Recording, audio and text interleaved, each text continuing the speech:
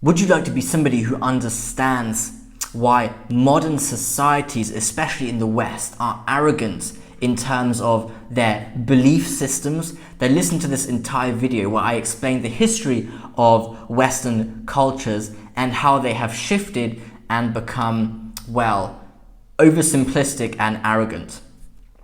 Before we get into this video, please give it a thumbs up and subscribe to my channel if you'd like to learn more about self-development, dating, and how to reduce suffering in life. Let's get into it. So I got a little bit of a sunburn today, in case you can see. So I put some cream on it. I hope it goes down. Okay, let's get into it. So old belief systems that are ancient have been successfully followed for the entirety of humanity up until now, especially dominant religions. And they've recently been sort of thrown out of the window. For example, Christianity existed for so long, especially the stories that Christianity was based upon. They've existed for longer than, let's say, since Jesus was born, perhaps.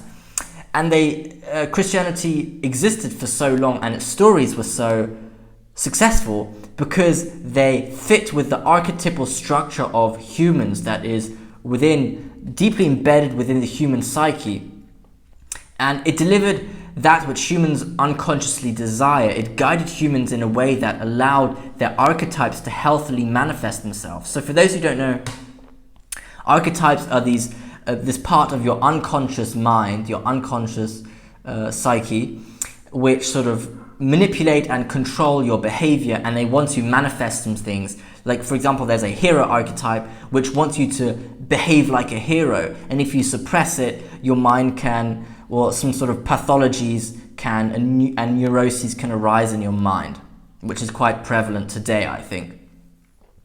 So nowadays, these belief systems are disregarded as oppressive, outdated, and purely dogmatic. These ancient belief systems are judged as being a load of sort of spiritual nonsense that propagate this idea of an older man sitting on a cloud who's sort of judging everyone.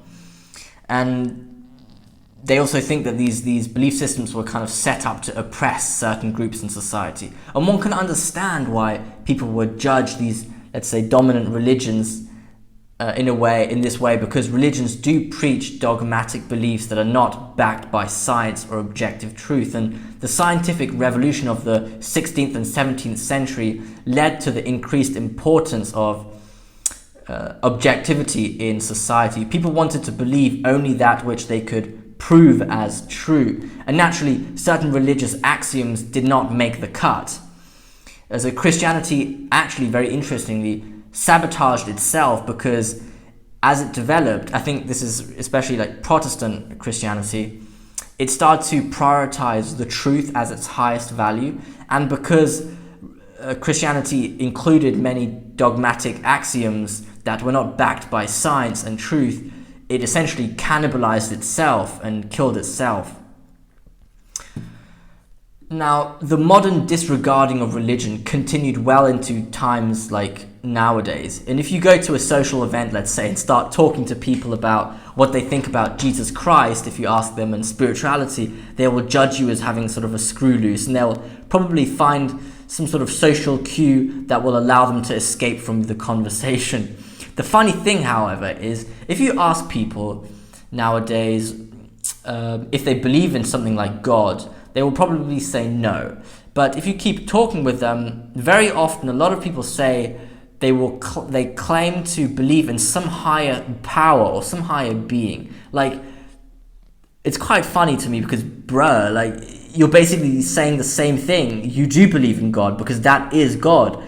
Like, God, people think when you speak about God that it's, like I said, it's this old man sitting on a cloud with a beard who's sort of controlling everybody, but it's not that. The concept of God it's a very complex, diverse concept, but what it really is this, it's the truth. I think it's like a structure of reality which governs reality and judges you on your behavior, because if you behave in certain ways, you may be following the structure of reality and its rules, and then God or this structure judges you positively, or you go against it and you behave badly and it judges you negatively. And that's actually why it's the idea of this man sitting on a cloud or whatever and judges everybody. That's where it stems from, really.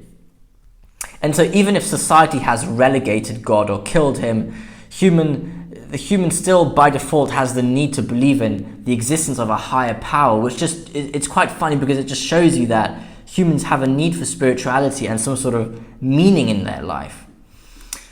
So humans have devalued the wisdom of our ancestors. They have naively come up with their own modern beliefs that they think are the solution to humanity's problems. But these beliefs are often not grounded in ancient wisdom, like certain ideologies, for example, and they are the creations of hyper-rational intellectuals. For example, the creation of communism. Communism states that it offers like the superior economic and social structure for humanity. However, the 20th century gave us evidence that that is not the case, based on the atrocities that occurred. And the intellectual who believes that to be freed of religious dogma and has become hyper-conscious does not face the fact of their misdirection. The intellectual does not recognize their spiritual poverty that has arisen from their incomplete hyper-rational belief system.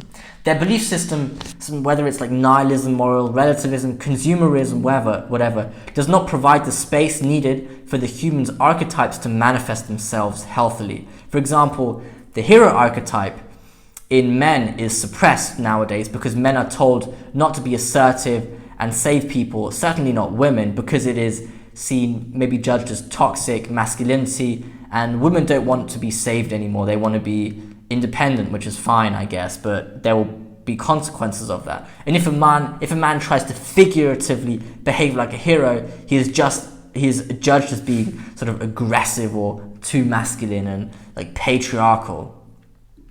So modern people are too arrogant to see their incomplete ways of life, and Carl Jung said, modern people can't see God because they don't look low enough.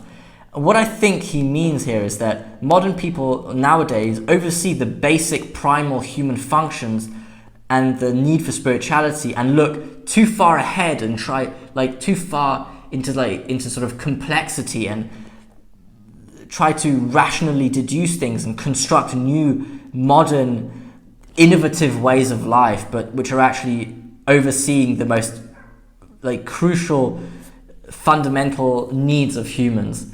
And Carl Jung has a very nice quote also from the book Archetypes in the Collective Unconscious. He says, "In the end, we dig up the wisdom of the ages and realize that we were looking for the most." He says, "In the end, we dig up the wisdom of the ages and realize that what we were looking for most had already been formulated in the most superb language." He's referring to religious teachings. "Like greedy children, we stretch and hope that only if we could grasp it, we could possess it." And what I think Jung is referring to here is the arrogance of the intellectual modern man who tries to grasp and control and understand everything and sort of deduce it into something that is scientific when it's really beyond the science. And he tries to rationally formulate humans when there is a part of humans that is not rational, and yes, let's say like that. And Carl Jung then says, "The intellect usurps the seat where the spirit was once enthroned." So the intellectual has pulled the spirit of the human down where it used to sit highly and was prioritized and valued, but now it has fallen from those heights. And I think one can sum up this comparison between ancient teachings and modern beliefs with the following imagery. Let's say you are approaching a turning point in your life. Perhaps you are deciding on what career to pursue, and you're quite confused which path you should follow. You have many different opportunities, different ways you could go. So you go and ask for advice. Now, would you rather ask the life advice from a 70-year-old or from a 20-year-old? I think that says it all. The 70-year-old being their ancient belief systems, whilst the 20-year-old is the modern, intellectual, arrogant belief system. Ancient belief systems are based on the experiences of thousands of years of human existence. They are stories that attempt to guide humans to what is meaningful and avoid suffering. They're not created to oppress people per se, but perhaps achieve the opposite and actually reduce the suffering of people. And these teachings are aimed to guide humans towards a healthy way of life. And no wonder depression rates have skyrocketed in the last decades, and why people are dissatisfied and feel lost in life. It's because they have an instinct that is not being fulfilled and is not being engaged in, which is, however, a truth of their existence. Yeah, so in conclusion, modern societies are arrogant because they have relegated the ancient teachings and are ignoring the wisdom of our ancestors, and have sort of arrogantly decided that they are eligible to construct this new hyper-rational way of life that is better than everything else, better than the conclusions of thousands of years of human beings existing. And yeah, and that's the arrogance, and I think it will take its toll on society and manifest some unwanted consequences, let's say. So I hope you enjoyed this video. Please give it a thumbs up and subscribe to my channel if you'd like to learn more about self-development, dating, and how to reduce suffering in life. Thank you for listening.